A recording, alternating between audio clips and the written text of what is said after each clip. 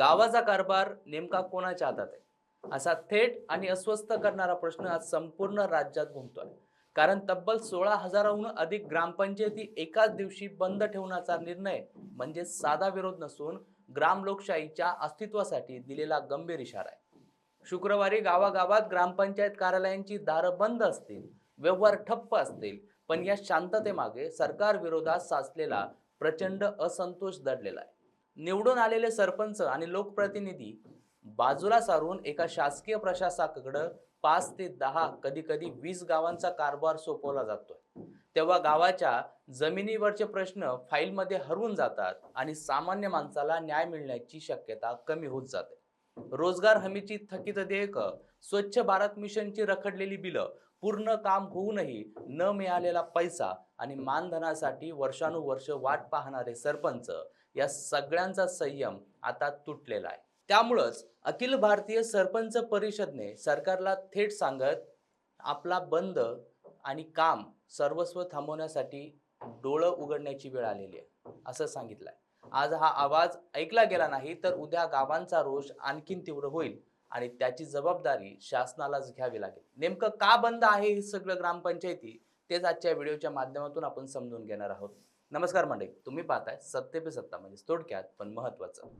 महाराष्ट्रातील ग्रामीण राजकारणाच्या केंद्रस्थानी असलेल्या ग्रामपंचायती सध्या एका मोठ्या संघर्षाच्या उंबरठ्यावर उभ्या आहेत. अखिल भारतीय सरपंच परिषदेनं पुकारलेल्या या एल्गारानं राज्य सरकारसमोर एक मोठं आव्हान उभं केलं. शुक्रवारी राज्यातील सर्व ग्रामपंचायती बंद ठेवण्याचा निर्णय घेण्यात आलाय. हा बंद केवळ प्रतिकात्मक नसून तो लोकशाहीच्या विकेंद्रीकरणाच्या प्रक्रियेत सरपंचांना डावललं जात असल्याचा भावनेतून निर्माण झालेला एक संताप आहे. या आंदोलनाच्या मुळाशी असलेल्या कारणांचा आणि सरपंचाच्या प्रमुख मागण्यांचा विचार केल्यास ग्रामीण भागातील प्रशासकीय व्यवस्था किती अडचणीत आहे याचं स्पष्ट चित्र समोर येतं. सध्या राज्यातील साधारण 16,000हून अधिक ग्रामपंचायतीची मुदत संपलेली आहे. अशा परिस्थितीमध्ये नियमानुसार या ग्रामपंचायतीवर प्रशासकांची नियुक्ती करणं बंधनकारक असते. मात्र राज्य सरकारकडून या पदावर शासकीय कर्मचाऱ्यांची नियुक्ती केली जाते. सरपंच परिषदेचा मुख्य आक्षेप नेमका याच मुद्द्यावर आहे. परिषदेचे अध्यक्ष जयंत पाटील यांनी मांडल्याप्रमाणे शासकीय कर्मचाऱ्यांची संख्या आधीच अपुरी असताना एका एका कर्मचाऱ्याकडे 5 ते 25 किंवा 20 गावांचा कार्यभार सोपवला जात आहे. अशा परिस्थितीत एक प्रशासक इतक्या मोठ्या प्रमाणावर गावांना न्याय देऊ शकणार नाही. गावातील स्थानिक प्रश्न असतील, तिथली सामाजिक समीकरणं असतील आणि तातडीच्या गरजा हे प्रशासकीय कर्मचाऱ्यांपेक्षा तिथल्या लोकप्रतिनिधीला म्हणजेच सरपंचाला अधिक चांगल्या प्रकारे माहीत असतात. आणि त्यामुळंच जोपर्यंत निवडणुका होत नाही तोपर्यंत विद्यमान सरपंच आणि सदस्यांनाच प्रशासक म्हणून काम करण्याची संधी मिळावी, ही या आंदोलनाची सर्वात आणि प्रमुख मागणी आहे.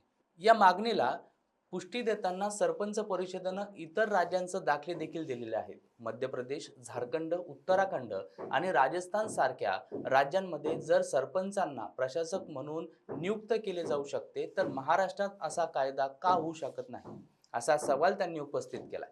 सरकारकडे राज्यपाल महोदयांमार्फत अध्यादेश काढून किंवा विधिमंडळाच्या अधिवेशनात कायदा करून हा बदल करण्याचे पूर्ण अधिकार आहेत.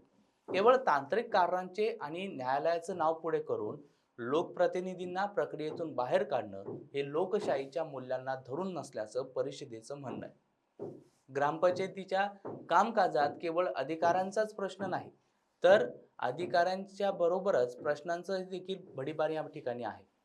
आर्थिक कोंडी हा देखील एक अत्यंत कळीचा मुद्दा ठरलेला आहे. रोजगार हमी योजनेअंतर्गत होणारी पाणंद रस्ते, वैयक्तिक विहिरी, गोटे किंवा स्वच्छ भारत मिशन आणि ठक्कर बाप्पा योजनेची कामं देखील पूर्ण होऊनही त्यांची देयक वेळेवर मिळत नसल्यानं ग्रामीण भागात मोठा असंतोष आहे.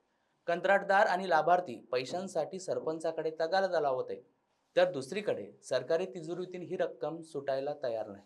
ही थकीत देयक तातडीनं अदा व्हावीत, ही या बंद मागील सर्वात मोठी दुसरी आर्थिक मागणी आहे. यासोबतच सरपंच आणि उपसरपंचांच्या मानधनाचा विषयही अनेक दिवसांपासून प्रलंबित आहे. तुटपुंजे मानधन आणि तेही वेळेवर न मिळणं यामुळे स्थानिक लोकप्रतिनिधींमध्ये निराशेची भावना आहे.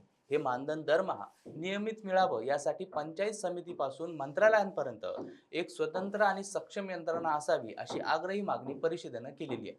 तसेच विधान परिषदेच्या निवडणुकीत सरपंच आणि ग्रामपंचायत सदस्यांना मतदानाचा अधिकार मिळावा ही मागणी लोकशाहीच्या अधिक बळकटीकरणासाठी अत्यंत महत्त्वाची मानली जाते. ज्या स्थानिक स्वराज्य संस्थांच्या बळावर विधान परिषद उभी असते त्या संस्थांच्या प्रतिनिधींना मतदानापासून वंचित ठेवणं अन्यायकारक असल्याचं मत यावेळी व्यक्त करण्यात आलंय. ग्रामपंचायतीच्या तांत्रिक कामाचा कणा असलेल्या कॉम्प्युटर ऑपरेटर कर्मचाऱ्याचा प्रश्न देखील अनेक वर्षांपासून प्रलंबित आहे. त्यांच्या नियुक्ती आणि वेतनाबाबत कायमस्वरूपी तोडगा काढण्याची गरज आहे. याशिवाय गावातील विकास कामात विनाकारण अडथळे आणणाऱ्या प्रवृत्तींना देखील आळा घालण्यासाठी सरपंचांच्या तक्रारीवरून अशा लोकांवर शासकीय कामात अडथळा आणल्याचा गुन्हा दाखल करण्याची तरतूद असावी अशी मागणी देखील आता जोर धरू लागलेली आहे. शेवटी सरपंच हा गावाचा प्रथम नागरिक असतो, पण त्याला विमा संरक्षण किंवा निवृत्ती वेतन सारख्या कोणत्याही सामाजिक सुरक्षा योजना लागू नाहीत. ही उणीव भरून काढण्यासाठी आणि सरपंचांना सन्मानानं काम करता यावं यासाठी विमा आणि निवृत्ती वेतन योजना लागू करण्याची मागणी सरपंच परिषदेने केलेली आहे. या सर्व मागण्यांवर चर्चा करण्यासाठी मुख्यमंत्री, उपमुख्यमंत्री आणि ग्रामविकास मंत्री यांच्या उपस्थितीत एक व्यापक बैठक घेण्याची विनंती यावेळेला करण्यात आलेली आहे. जर शासनानं या सर्व मागण्यांकडे दुर्लक्ष केलं तर हे आंदोलन केवळ एका दिवसाच्या बंदपुरतं मर्यादित न राहता येणाऱ्या काळात अधिक तीव्र होण्याची चिन्ह आहेत. शुक्रवारचा हा बंद ग्रामीण भागातील प्रशासकीय व्यवस्थेचं भविष्य ठरवणारा ठरू शकतो. सरपंचांच्या या एल्गारानं सरकारला आता धोरणात्मक निर्णय घेण्यास भाग पाडले जात आहे. ग्रामीण महाराष्ट्राच्या सर्वांगीण विकासासाठी स्थानिक लोकप्रतिनिधींचे सक्षमीकरण करणं ही काळाची गरज असून या बंदच्या निमित्तानं हा प्रश्न आता ऐरणीवर आलेला आहे.